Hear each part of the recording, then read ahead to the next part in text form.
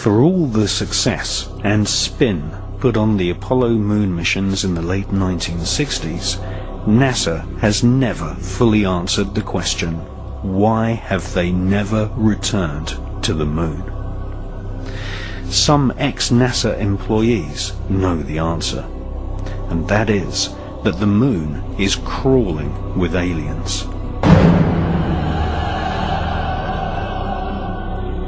And that NASA astronauts confirmed this in the 1970s, leading many UFO researchers to conclude that NASA had been warned off ever returning to the lunar surface.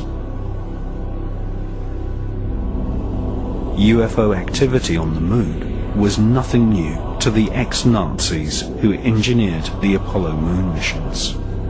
For centuries, astronomers all over the world, including Nazi Germany, had been reporting UFOs flying over the lunar surface. The Lunar Anomalies Report was commissioned by NASA in the years preceding the famous Apollo missions in the late 1960s. For more than 3 years, NASA financed several research scientists to collate a catalogue of anomalous lights which had been reported on the lunar surface by leading astronomers and scientists since the Elizabethan era. In 1968, the public version of the NASA research was published under the title Document R277. This public version of NASA's survey of lunar UFOs included nearly 600 strange events which took place between the years 1540 and 1967. This official NASA catalogue of strange lunar UFOs included reports from some of the world's most famous astronomers. For example, NASA included a report from the brilliant French astronomer Gian Cassini, who reported seeing a white cloud hovering over the lunar surface in 1671. Another report suggested that the moon had an atmosphere when 2 astronomers reported lightning above the lunar surface on May the 18th, 1787. Just 1 month before, in the same year, 1787, the man who discovered Uranus, one of the pioneers of modern astronomy, Sir Frederick William Herschel, claimed to have observed several bright lights traversing across the lunar surface. Small luminous orbs of light, commonly referred to as luminosities, have been reported on more than 200 occasions. In February 1877, a streak of white light was observed for more than 1 hour. On April the 23rd, 1915, a beam of light was seen inside the Clavius crater.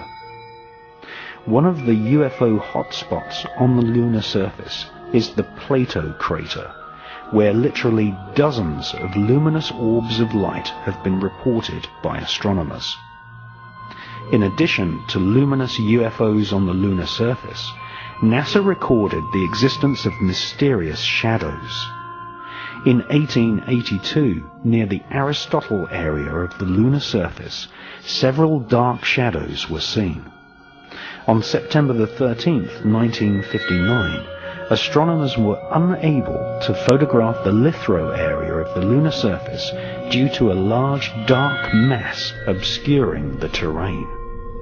And on September the 11th, 1967, Canadian astronomers reported a black cloud with violet edges floating across the Sea of Tranquility, the exact area chosen by NASA for the first Apollo moon landing in 1969.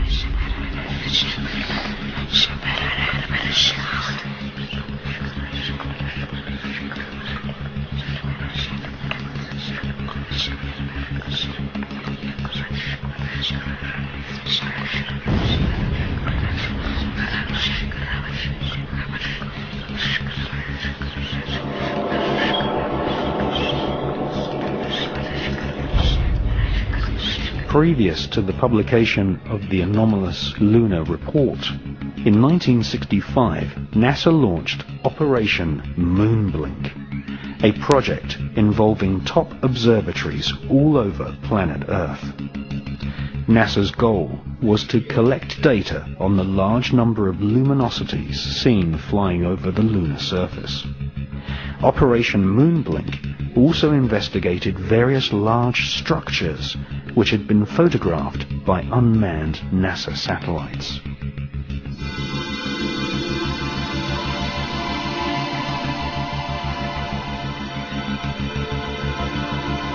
Some of these structures looked suspiciously artificial. In 1953, the science editor of the New York Herald Tribune had reported seeing a 12-mile-long structure, possibly a bridge, on the edge of the Mare Crisium crater. This structure could have been caused by volcanic activity. British astronomers Dr. H.P. Wilkins and the presenter of the world's longest-running TV series, The Sky at Night, Sir Patrick Moore, both confessed that the so-called bridge in the Mare Crisium crater had just popped up from nowhere. In preparation for the NASA Apollo moon missions, Orbiter 3 was dispatched to take photographs of some of the moon's most interesting structures.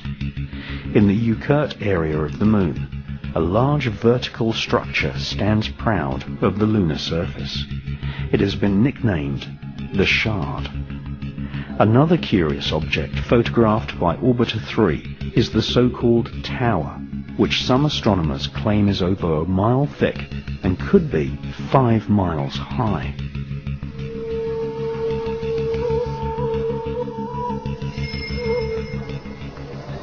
After looking carefully through hundreds of NASA photos returned to Earth by Orbiter 3 and its predecessor, Orbiter 2, American author George Leonard published a book called Somebody Else is on the Moon. George Leonard presented many photos in his book, some showing very long tracks in the lunar dust, tracks which he said had been made by aliens.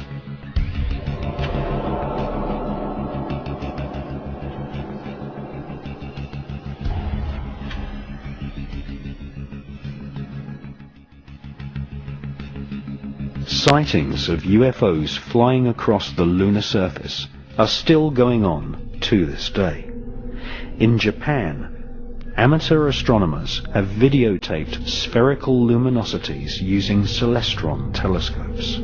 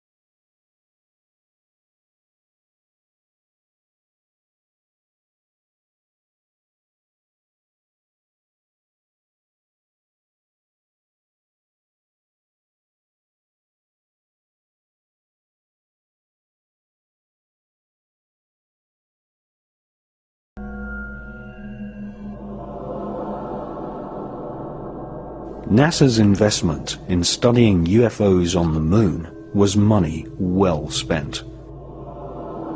Two ex-NASA mission specialists exposed in the 1970s that NASA astronauts had informed Mission Control that they had seen alien spaceships on the lunar surface.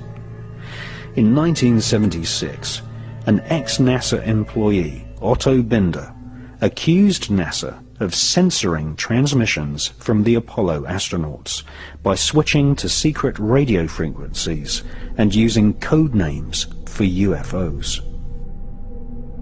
Otto Binder claimed that he had heard an Apollo astronaut tell Mission Control that there were huge alien spaceships parked on the lunar surface, right in the middle of the Sea of Tranquility, which had been chosen as the landing site for Apollo 11.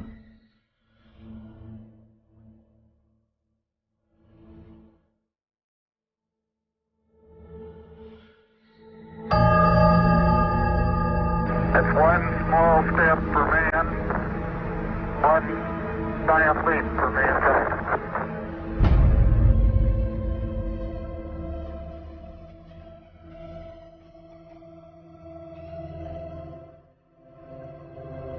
Few people took Otto Binder's account seriously, until another ex-NASA employee, a Moroccan named Maurice Chatelain, published a book in 1978 in which he claimed that two UFOs hovered above the Sea of Tranquility just before the historic moonwalk of Neil Armstrong. Maurice Chatelain was a NASA insider.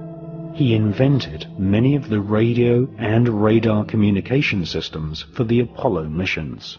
He had 11 patents awarded for his inventions and had a high-level NASA security clearance, able to talk freely with senior NASA officials. In his book, he quoted radio transmissions between Apollo astronauts and Mission Control. According to Maurice Chatelain, the astronauts informed NASA that there were alien spacecraft lined up on the far side of a nearby crater, observing the historic moonwalk of Neil Armstrong. During his time working on the Apollo space program, Chatelain learnt that aliens not only exist, but that they have had a major role in shaping, and in some cases destroying, civilization. The title of Maurice Chatelain's book proves he was in no doubt that aliens had invaded planet Earth in the past.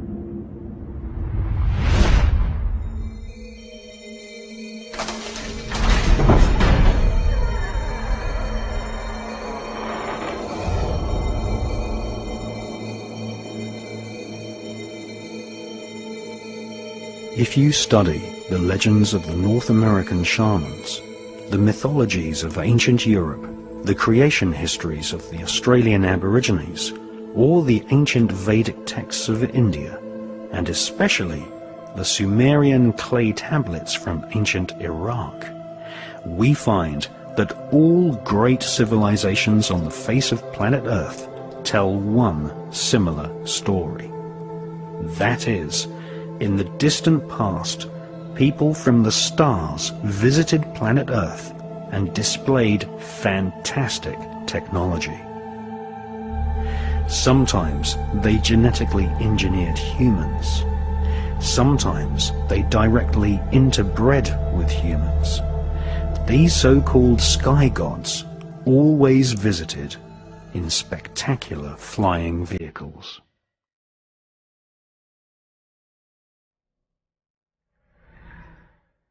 And the watchers from the sky saw the daughter of man were beautiful. and they bred with them.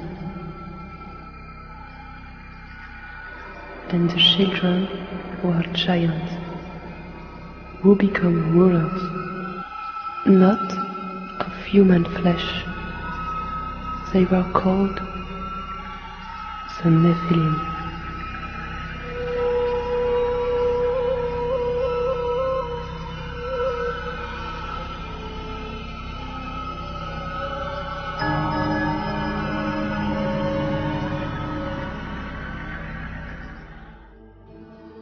The most ancient written texts on planet Earth date from the Indus Valley and make up a corpus of works called the Vedas.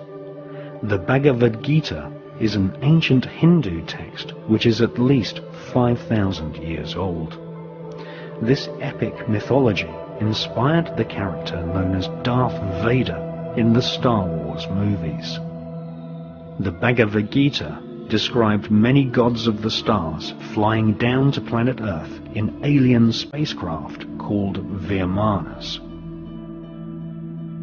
The ancient Vedas tell us that there are multiple inhabited planetary systems in the universe called Devas, which are ruled by a universal government of beings with superhuman powers and technology, including the power of telepathy and nuclear weapons powerful enough to destroy an entire planet.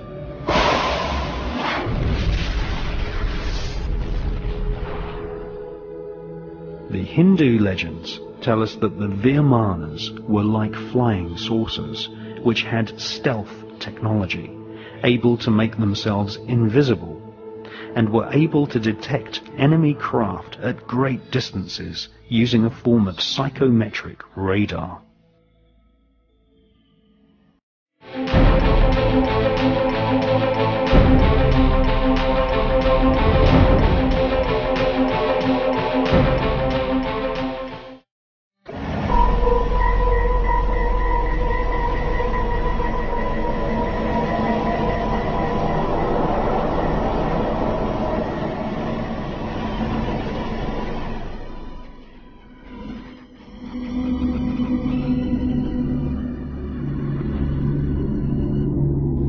The most ancient text of Central America is the Popol Vuh, written by the Mayans who charted the heavens and had astronomical calendars which predicted solar and lunar eclipses. The Popol Vuh describes the ancestors of the Mayans as great explorers who knew centuries before European scientists that the Earth was not flat, but in actual fact a sphere.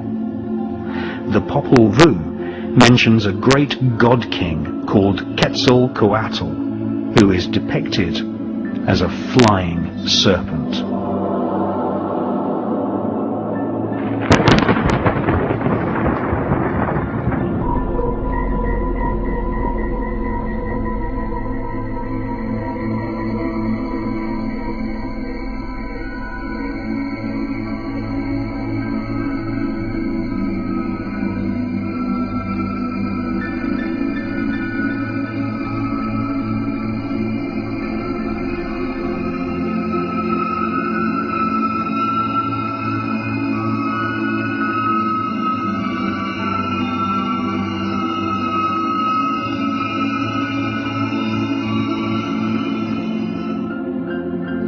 On more than 3 different occasions, in broad daylight, people have filmed flying serpents in the skies above Mexico. The same phenomena has also been filmed in Scotland, and also from aboard the space shuttle by veteran astronaut Story Musgrave.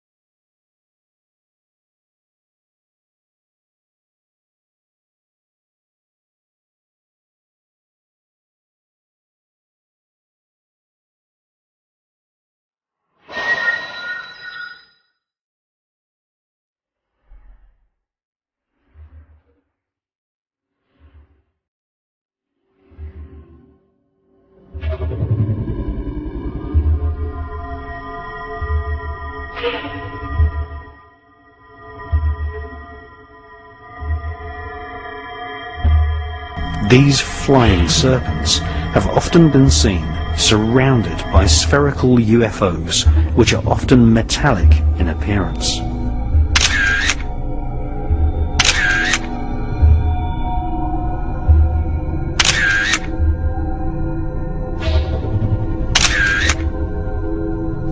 Mexican UFO investigators call these spherical luminosities Las Perlas, or the Pearls. These pearls of the sky are mentioned in ancient Tibetan scriptures. More than one leading Tibetan author suspects that these spherical UFOs are actually alien probes monitoring the evolution of mankind.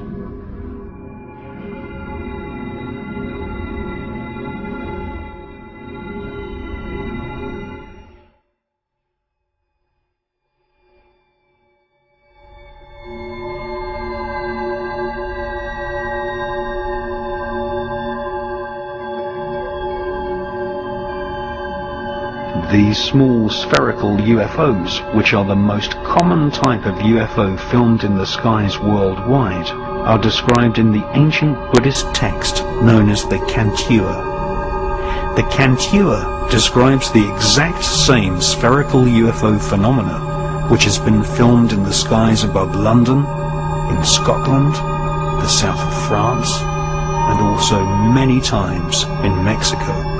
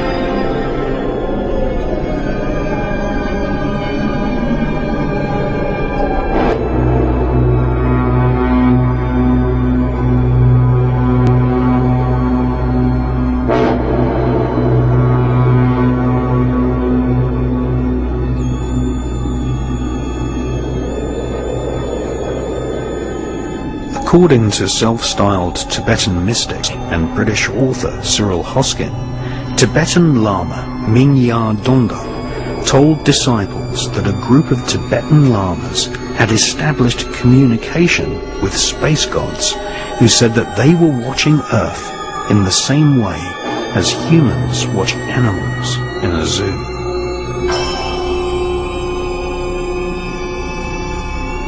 A royal document dating back to the 7th century states that the first 7 Tibetan kings came from the stars.